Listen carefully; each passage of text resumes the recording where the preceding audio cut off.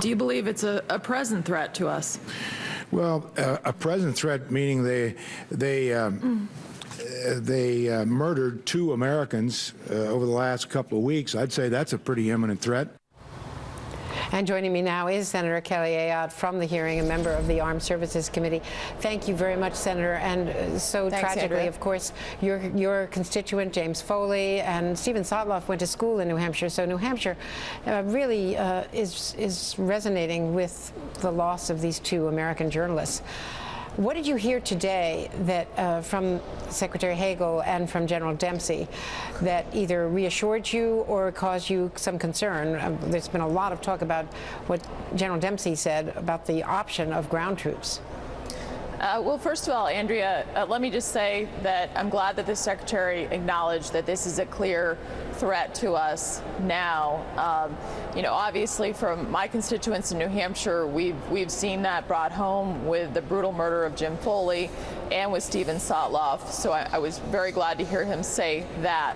I also followed up with questions on Chairman Dempsey of this idea of our special forces working with the Iraqi forces to ensure that the airstrikes are effective. If you look what we've done in Iraq and Afghanistan in the past, that's how airstrikes have been effective. And so the chairman said that at this point he doesn't believe that's necessary. One worry that I have about this is that without that capacity on the ground in our JTAC operators, that the airstrikes won't be fully effective. And also when you're involved with civilian populations, that's how we distinguish the civilians from our military targets. And so I think that's a question, and I guess I'm concerned and worried that perhaps this idea that it's not necessary at this point is more something that the president really doesn't want to hear that, because he's clearly already ruled that out. And I think at this point, when you heard the chairman say today, well, if we have to revisit this, we will, but there's no question on a military basis that its airstrikes are always more effective with our special forces embedded in the Iraqi forces and working with our partners on the ground. And special forces, just to translate for everyone, let's be clear, we're talking about ground troops. They are boots. It doesn't matter whether they're special forces or, you know, infantry. We're talking about boots on the ground. No, you're absolutely right. I mean, we're not talking about combat units, but you're right. Those are our people. They're specially trained, and they're specially trained to work with these forces and also to call in airstrikes. I wanted to play a little bit of one of the other exchanges with General Dempsey. If we reach the point where I believe our advisors should accompany Iraq troops on attacks against specific ISIL targets, I'll recommend that to the president. Of course, that doesn't mean that the president will accept that recommendation, but what we're hearing today is that there will be an option of ground troops or ground forces or boots on the ground, depending on what happens, depending on whether the Syrian or rebel forces can build up, whether the Iraqi forces can prove their mettle, which so far they've not been able to.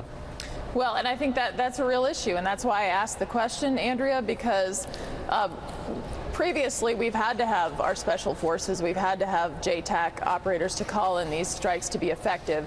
And so, you know, one question is the chairman not recommending it at this point because the president doesn't want to receive this message right now? And so I think that's a real concern and a real important question, and the chairman left that open today.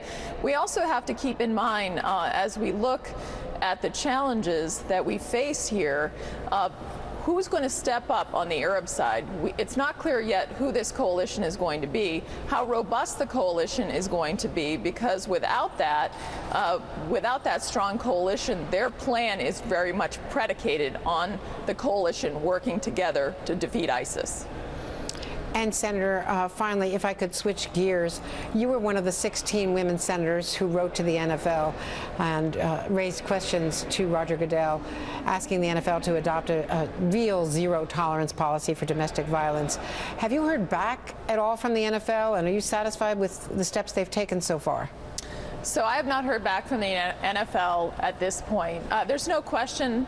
I signed on that letter to Commissioner Goodell because it's clear what we see with the violence with Ray Rice that came forward in that video and other incidents involving NFL players. There needs to be a zero tolerance policy toward domestic violence.